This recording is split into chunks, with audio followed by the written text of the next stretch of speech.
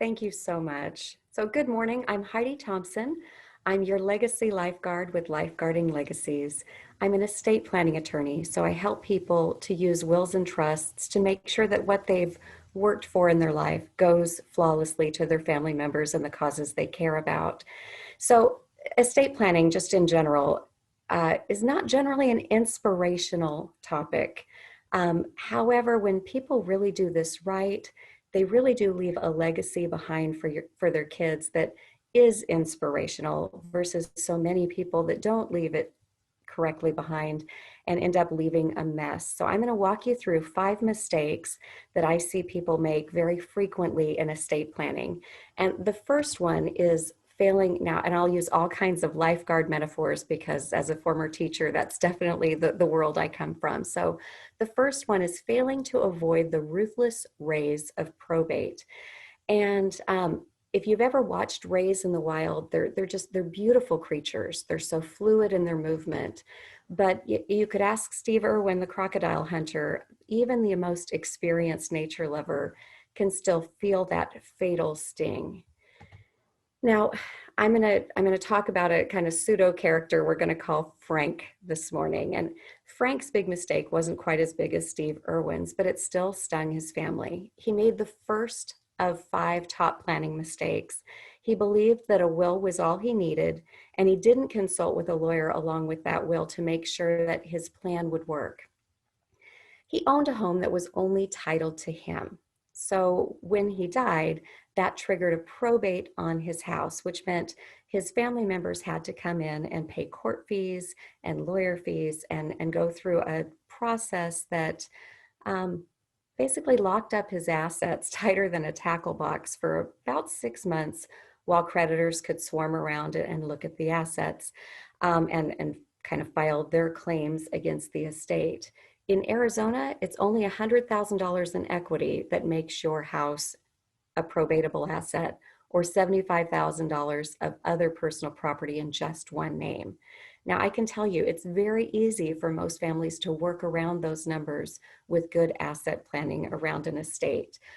They could have done a beneficiary deed on the house and it passes automatically without probate.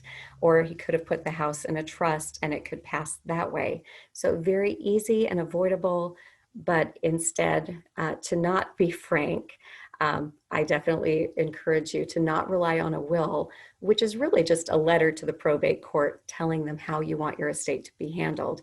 Instead, make sure you've got a real asset plan in place. So the substitute for a will that a lot of attorneys will talk about is a revocable living trust. Those are big words, but revocable basically means during your lifetime you can change it. And living means it doesn't die. So anything that you put into it, so if on paper it's owned by the trust instead of by you, it lives on and it doesn't go through probate. So that is the alternative. So that's the ruthless rays of probate was our mistake number 1, and it's avoidable with good asset planning, not just relying on a will by itself. Mistake number 2 is the jolting jellyfish of incapacity. Now, a lot of people think if they've got a will, they've completed their estate plan. Well, the will or the trust is really mostly about death. You also need a plan to prepare for incapacity. So, I've never actually done any scuba diving. I went through the whole training one day, donned the wetsuit, got ready to get out of the boat, and the water was filled with jellyfish. And I watched the dive instructor struggle to get out of the water and back into the boat before they canceled the diving expedition. And I was grateful because that looked absolutely miserable. When people think about incapacity, they automatically presume that we're talking about dementia, and that is a piece that is a part of incapacity. But incapacity is any time when you're not able to make the decisions for yourself. So that could be that you were in an accident and you have a couple-day period where you can't make decisions for yourself. That's why we need something in place. If you're even 18 years old, you need certain documents in place, a healthcare power of attorney, a financial power of attorney, and a HIPAA waiver in place to make sure that you've assigned the voices for you to family members who can speak on your behalf in a time of incapacity. Parents of 18 to 26-year-olds, I especially implore you to not make the mistake of thinking your kid doesn't need an estate plan. It sounds crazy. They don't have anything. Why would they need an estate plan? They need to be able to give you the voice to speak for them. So when you're sending kids off to college, along with those other checklists of things to take care of, definitely make sure you're sending them off with the legal instruments to give you a voice to still care for them. So that brings us to our third mistake, and I call those the war-waging eels of family strife. Now, I often share a National Geographic video that shows eels kind of battling, and it reminds me of two teenage girls fighting over a boy, to be perfectly honest. But it's that same idea. It's a very, the mistake is believing that kids are going to get along after you die. There's an old joke in my line of work, and that's that criminal law is bad people on their best behavior. Family law is good people on their worst behavior. And estate law is nothing but family law with money. It's kind of a crazy thing to say, but sometimes people end up holding tighter to personal possessions when someone passes for all kinds of reasons than we like to think we're ever attached to possessions. One family depleted almost the entire family fortune with 5 kids all lawyering up and fighting over a $3 Hawaiian knickknack that they'd gotten on a family vacation that had been a big deal in their family.